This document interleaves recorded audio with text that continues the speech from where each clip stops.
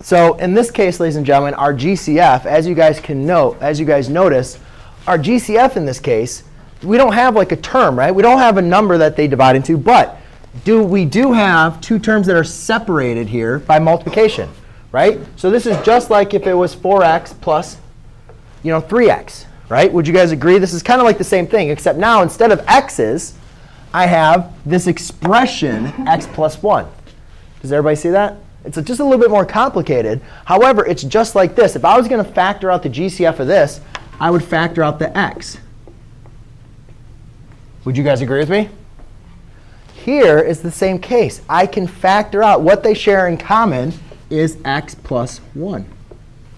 So now I'm going to factor out the x plus 1. I'm going to divide both of these terms by x plus 1. And when I do that, I have x plus 1. I probably should have done this. X plus 1 times, now what is going to be left over? 4 plus 3. OK?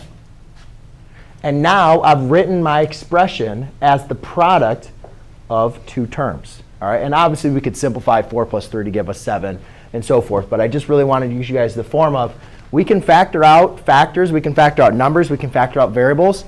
We can also factor out expressions. All right? And that's going to come up when I do my two examples that I'm going to go over with you guys